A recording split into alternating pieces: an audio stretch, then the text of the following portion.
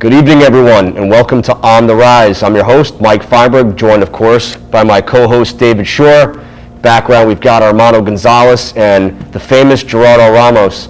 And the four of us here once again, putting on a great show for you. We want to recap all of Saturday night's action. Hey, it's December 15th. If you missed it, you missed it. December 12th, this past Saturday night, we had right here in Bamboo Room, just outside, live fights, guys. Live fights with fans. Limited, albeit, but fans nonetheless. It was a great fight card. We had 10 great fights, including 3 championship belts that were on the line and were won. And I got to tell you, everybody in attendance definitely enjoyed what they got to see. We're going to talk a little bit about this tonight, and what I'm going to do is turn myself over to David. And just, David, tell us a little bit about some of the results of some of the fights and what you saw and your feelings. I super loved it. The environment was super electric. A lot of guys super ready to go, and they handled business. You can see a lot of people prepared to fight, for sure. A lot of unexpected turns. When you guys see the broadcast, you'll see how wrong I am all the time, but at least I try, and I try to shoot for what's going to happen. But a lot of exciting action, knockouts, decisions, really close decisions. Could have went either way. I think there's a split decision. I think 2 or 3 knockouts. Everyone was trying their hardest, and like I said, a lot of unexpected stuff. A lot of guys that came out with really good camps, and their opponents put up such amazing fight that I thought the other guy won. So it was explosive for sure. Yeah, no question about it. I know we got a little bit of a late start to the event, unfortunately, and then everything. But once we got it going, everything kind of flowed right through. As we pushed right through the card without too much issue. We had a little bit of a power outage going on there a couple times. I thought it was special effects. I'm not sure how that went down. Yeah, it looked like it was special effects. Right before the fight started, everything went down. I think we had power, but no one else did. That's what it was. Yeah. I thought it was somebody's cage walk. It was like their ring entrance. I thought that was just right. For effect, like you said. But turned out that wasn't the case. But I thought for a minute there these guys might fight in the dark. But would have been interesting. It would have been different, for sure. One guy standing there saying, "Hey, I don't know how he got knocked out. He's out, though. I win, right? That's how it goes." Some guy's missing. Where'd he go? But we do want to thank all the winners of the night. And first and foremost, it started out with a draw. You mentioned one of the draws. It was the very first fight of the night. Yep. So Renee Robert and Matthew Mumford. We had a little bit of a slippery surface on the canvas there. For some reason, the canvas came in a little bit cold, but there was a little bit of humidity outside, so the surface was just a little slippery. And these guys were having a hard time kind of, sitting down on their punches and just really attacking with that power, which did make for some good fights because a little bit of a slip and slide going on in there. Right. And these guys just, it wasn't all about their striking ability. So it was interesting to see how all the fighters adjusted all throughout the night. The guys earlier on didn't have the benefit of knowing exactly what they're up against, but the guys later on kind of used it to their advantage. Mm-hmm. So a lot of guys getting down on the knees and then sliding out, right, and then figuring out a good way. Okay, I can attack him this way. And as you said, you get a guy that took one guy down, next thing you know, just it flip-flops back again, and 3 or 4 times throughout the course of the night. Like I said, it was explosive. And give credit to all the people working behind the stage, keeping everything as dry as possible. And then additionally, the light outage and all that just shows how much the production crew had to overcome all these tasks, which is never easy. It's not easy to put on a show, more or less, any kind of obstacles. So give credit to them. But like you said, these fighters came in ready to fight for sure. And even so, the environment occurred. There's still a lot of solid techniques that are taking place. A lot of solid wrestling. We saw, I think, a minute knockout, like a 30-second knockout. Another fight that went pretty long. You could tell that one guy, I think it was Oz's heart, was really in it, trying to escape the wrath of Gio, but Gio was going to town on him. And I was overall 100% involved and appreciated every single one of those fights for sure. Yeah, no question. And I said we want to definitely go over the winners to make sure we make mention of what they've been able to do and right, look forward to see what they can do in the future.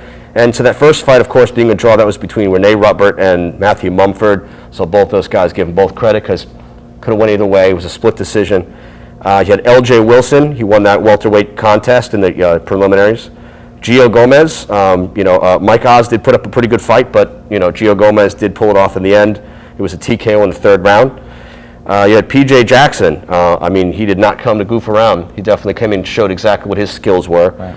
And Jason Bray come from Hawaii, but unfortunately Not quite sure exactly what went down there, but he had some type of an injury. I think it was a TKO, actually. Yeah, he just was kind of grimacing off into the corner for a little bit of time. It looked like he'd gotten injured in some form or fashion other than a shot, but for whatever reason, hey, it ended that way. That's how fast those punches are when your dad's a former champion. That's probably what it is. So quick we couldn't see it.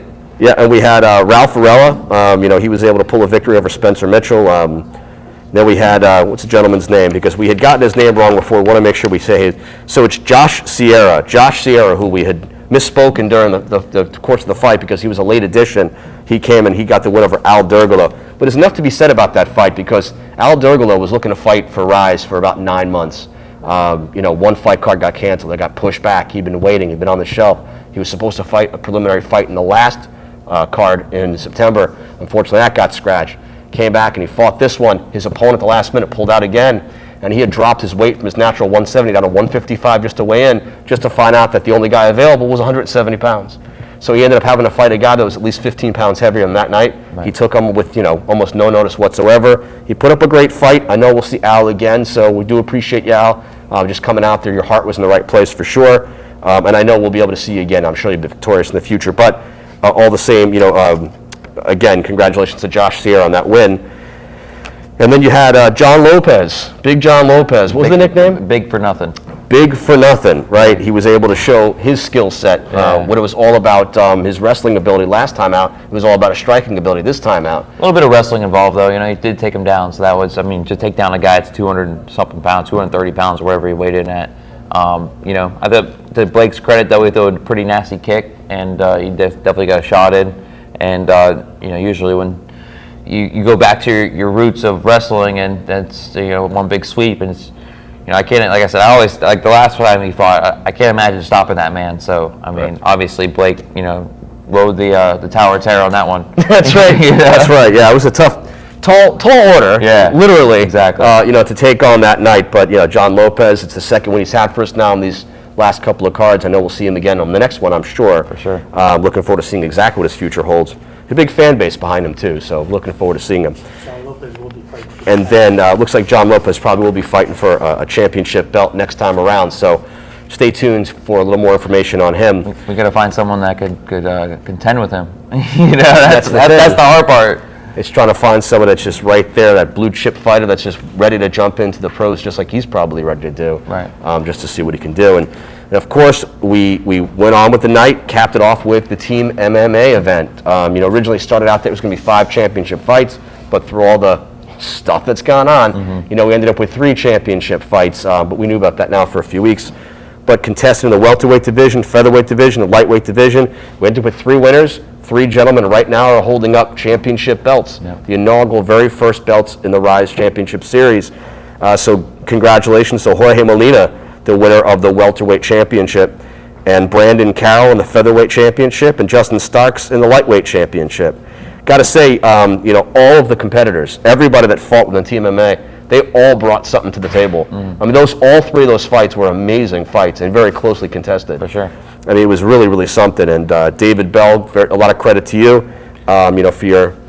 Yeah, it's funny. Like I was saying, everything is different than I was expecting. Like David Bell's on the more striking end, and Molina's more takedowns. And I think he went for like 7 or 8 takedowns and secured at least 3 or 4 of them. Which I was not expecting for him to do that because he said he's a striker and they call him a demolition man. Or, I was not expecting it at all. And same thing with Brandon Carroll and Perry. Brandon Carroll. They were going. It was a pretty intense. These Perry brothers came to fight, and they were trying their best, and it was super close for all these fights for sure. Yeah, it was great. All 3 ended in decisions. Nobody got knocked out, nobody got stopped in those 3 fights, and again, David Bell, Abasi Perry, Idris Perry, all 3 of those guys, nothing to be ashamed of there. I know that the elements in the cage were a factor, so that's unfortunate. In addition to that, we also had, we had a lot of guests that were in attendance, and we were unfortunately unable to really announce them. And because we got a little bit of a late start, we were going to have them over by the booth, but unfortunately we couldn't have them as our guests at the booth. So we apologize for not being able to have the time to have you guys on air. But I did want to point out who they were, so they were not announced back on Saturday. So in attendance that night, we did have the 2-time boxing world champion Maureen Shea, the former 2-division boxing world champion John David Jackson, professional boxing trainer, UFC striking coach Derek Santos, MMA veteran, pro boxer, and current bare knuckle fighter Brutal Jake Bostwick. We had MMA veteran and current bare knuckle star Jim Allers, and UFC veterans Charles Rosa, Jay-Z Cavalcante, and Eric Anders. All those guys were there in attendance that night, guys and girl, I should say, Maureen, of course. There probably were a couple others. This is the list I have. If I missed you, sorry about that. But when we have these events, guys, we bring it a star-studded event. That's what we're looking to do. We want to bring everybody out there. We want you as fans to be able to come out and enjoy and see your heroes, your fans, the people that you're actually looking after. If you can pose for pictures, get a couple autographs, we're more than happy to try to help you out with that, of course, during the events. And we also want to thank all the sponsors, of course, that were in attendance and that helped make this event happen. That is Deviate Motorsports, Doctor's Own CBD products, VIP Barbershop in West Palm Beach, Toast Vodka, the Palm Beach County Sports Commission, and Elite Skin and Beauty. Thank you to all of the sponsors then for helping us out and making this event a reality. So what else? I mean, what really stuck out to you as far as those events? I would say the LJ versus Greg Sun fight was probably one of my favorite fights in the whole card. These guys are so game. LJ has Charles Rosa in his corner, super well prepared, and Greg Sun just went out with like an animal, taking every single shot, which these shots were huge. I can't wait to see the video again, because this guy was throwing the whole kitchen sink at him, and he just kept taking them and getting a bloody face, and yet throwing. For every exchange, one or two, he'd throw 3 or 4, and that was the whole 3 rounds, just intense battle, like two gladiators. And on my card, I thought Greg Sun won the fight. Truthfully, I thought that he lost the first round, and I thought he won the second and third. But LJ, he's a tank, you could tell, and that was one of my favorite fights for sure. But yeah, like I said, a lot of surprises. Like obviously Jason Bray, he has high expectations for what he does, and we didn't get to see too much of the catch wrestling aspect of what's going on, and right. We'll see. He's going to come back out for his next event, and that should be good. But yeah, just a lot of stuff like that. Justin Starks versus Idris Perry. That was a pretty intense, close battle too. Like it almost could have went either way, because these guys are putting on such a show. But Justin just in the third just put his heart into everything and took it. Right. So like you said, the championship fights, they're definitely really, really kept you on your toes for sure. Yeah, no question about that. I mean, it ended up being a pretty good variety of fights. With all the different weight classes involved, the different levels of experience within these guys, showing you championship level fights, showing you quick end up fights. I mean, look, John Lopez is fighting in 57 seconds. Yeah. So we've had that all the way through, split decision, very, very tight, close wins where there was just nothing but power and action going on from the first bell to the final bell. So, very excited about how it all turned out. Happy that all the fighters were able to be in attendance and make it on our final card. We didn't have any last-minute changes on the day of the fight, which, of course, that tends to happen in fights like this as well. The weather held up beautifully. It was nice. It wasn't too hot. It wasn't too cold. Like I said, a little bit of humidity, a little bit of stickiness, which affected the cage just a little bit and the canvas. But, we had a few hundred people in attendance. Socially distanced as best that we possibly could have made it outside. And we intend next time around to do the same thing again. I mean, it worked out this time. Why not do it again? Yeah, for sure. And another thing is Mike Oz versus Gio. Mike Oz dominated the first round, and Gio took it to the second, and then on the third, he made him basically give up without any fight back, because of just all the you could tell the cardio and training and the striking aspect was really really showed. A lot of work has been put in for that, and it's just really cool when someone loses the round completely and then is enough confidence to come back and turn 2 rounds to his favor. That was great. I was just handed a note here a couple of minutes ago that I just looked down to see what it was, and I'm told now. So first of all, we do have a date for the next event. If it holds, if it sticks, with the COVID sanctionings, we have to, of course, get around all that stuff. But it looks like it's going to be February 20th of next year, and it's going to be once again right here outside of the Bamboo Room. Just like I mentioned, it worked this time. Why not do it again? And on the line will be the bantamweight title that was not contested for on this past Saturday because of the situation. We've got Felipe Valentin and Alexis Fernandez are going to be fighting for that bantamweight title, that inaugural belt. So, get ready for some more championship fights the next time around, and a very stacked card again. And we'll let you know the weather report as we get a little closer. We'll let you know if you should bring a sweater or just whatever. We'll kind of see how that goes again as February rolls around. Coincidentally, the same day as the Mayweather fight, but I'll talk to Armando about that. Well, Felipe's a character. Like, I enjoyed speaking to him a few times, and he's very confident and almost to the point of cocky confidence, because you could tell that's all he does is train. He says he doesn't do anything else, and he's ready to go take everything to the next level. So putting him on the card is going to be super, super awesome. I'm glad he's going to be back on the card, and I'm excited to see it.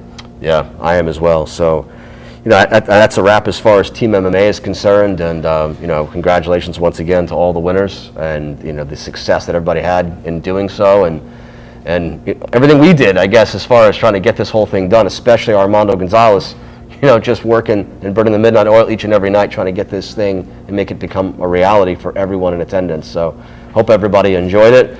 If you have any comments, compliments, complaints, anything of that nature, tell Armando.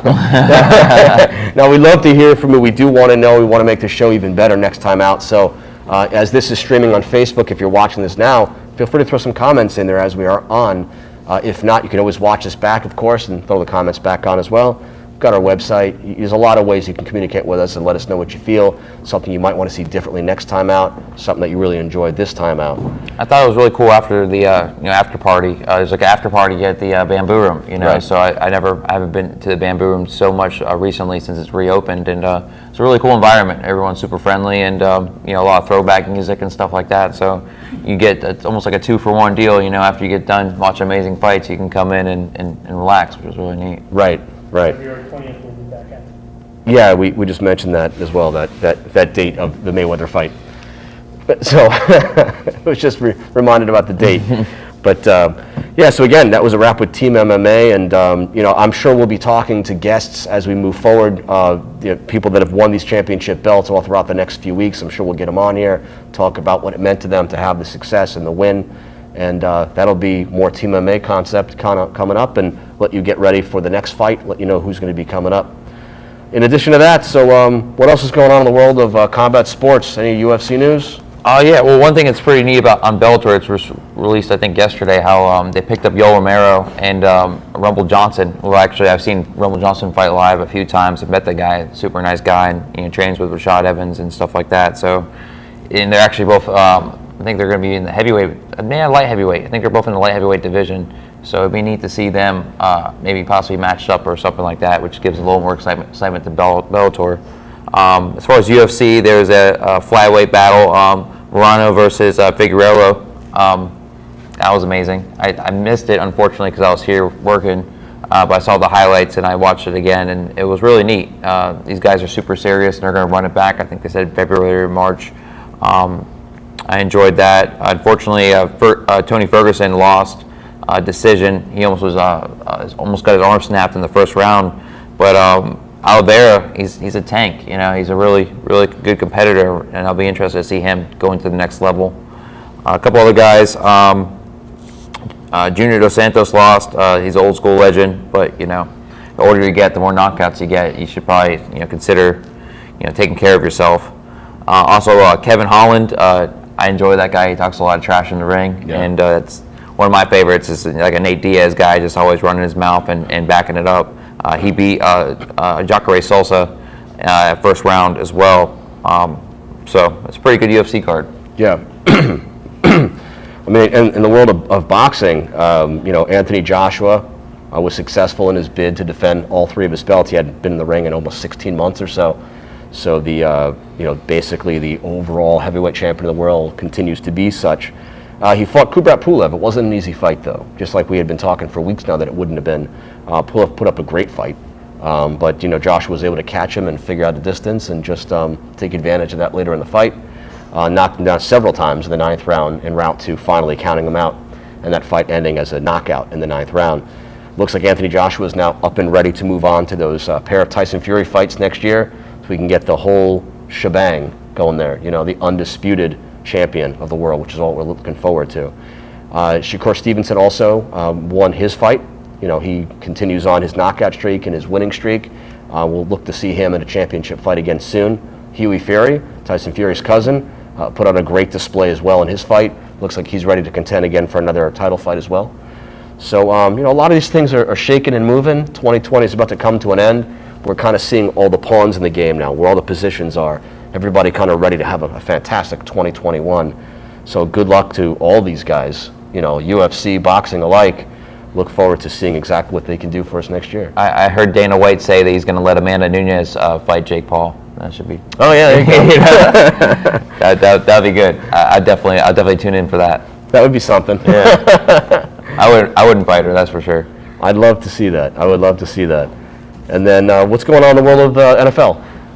Dolphins almost won. There was no such thing as almost, but I was super excited in the first quarter. I was let down in mid-game, and then I got excited again in the fourth quarter. So that was a roller coaster. But it's the Chiefs, it's the defending champions, and our defense looked amazing. So whatever, we're going to come back stronger. Hopefully, the next game.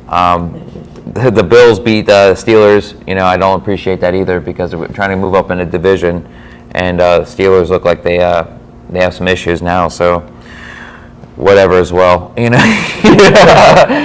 the Cowboys won too. That I'm glad for that, and I always appreciate when the Jets get swamped out by the Seahawks too. So.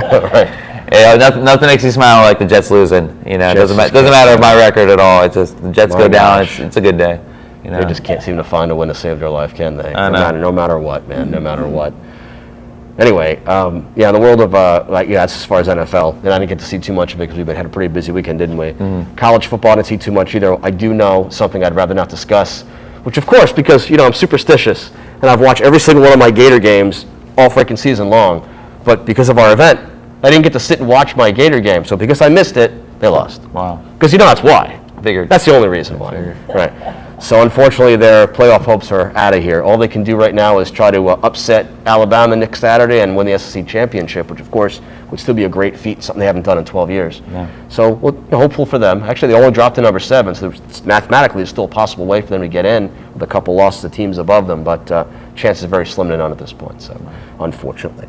But I do want to take a second to point out Sarah Fuller. You probably don't know her by name. A lot of people don't, but somebody they're going to start hearing about. So Sarah Fuller, a couple weeks ago, became the first female to ever play college football, in the men's league. And it was historic just for her to be a part of the game. Unfortunately, she didn't get to actually do anything except she did kick off to start the second half back then.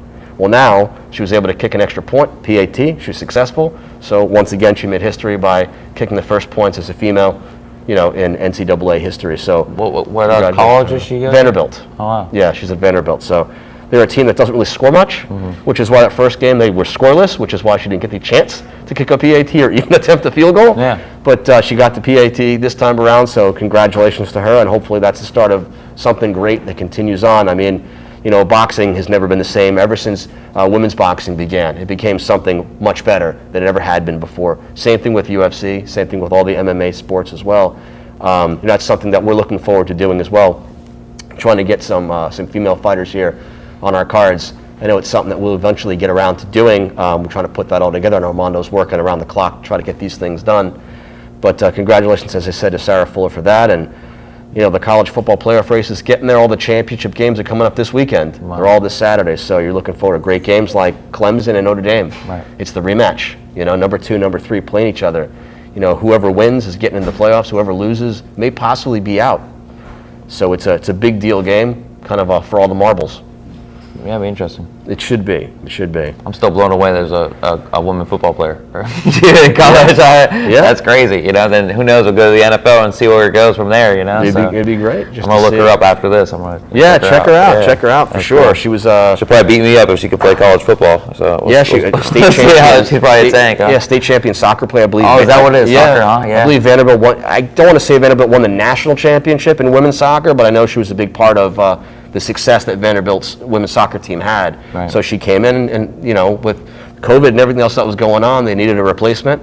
They brought her from, their soccer team. Wow. They brought her in and, she did exactly what they wanted her to do. Kicked the PAT. Now she's a part of the team. You got to tell your little one to get in the football arena. Hey, look, she's next. The world is changing. We're about to have a female vice president. Now you've got females also kicking footballs in in college football, and like you said, soon enough, maybe in the NFL as well. Yeah. And you've got a lot of women coaches now stepping up and that, right. becoming head coaches as well. So looking forward to seeing the success that women can have in sports and in combat sports alike. Hopefully, again, we'll see a lot more of that.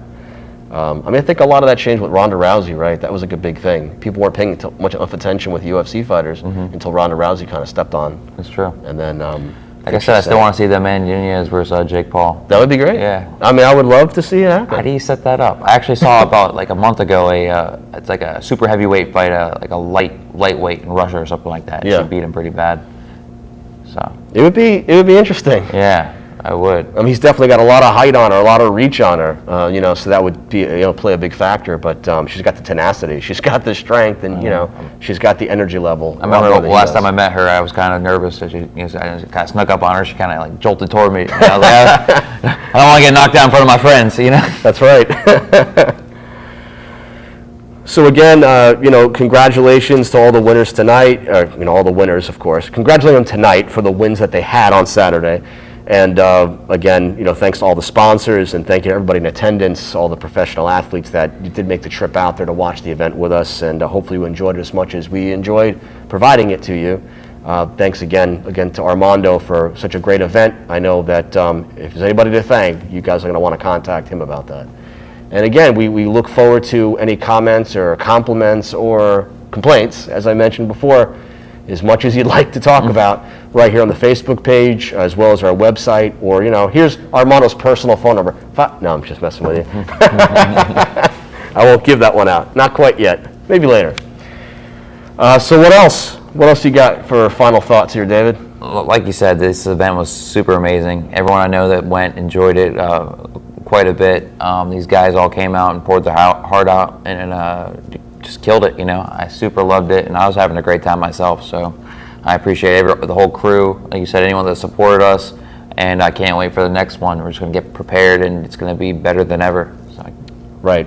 And again, we got that date set for February 20th of 2021. Stay tuned. We'll let you know if that changes, if that sticks, what we've got going on throughout the process. But again, the bantamweight title will be contested between Felipe Valentim and Alexis Fernandez, as well as we'll see what other title shots we might actually have available for you, and who will be repeating their appearances once again from the last couple of cards. So, for everybody here at On the Rise, for my partner David Shore, Gerardo Ramos, Armando Gonzalez, I'm Mike Feinberg. Have a great night. Stay safe. Talk to you soon.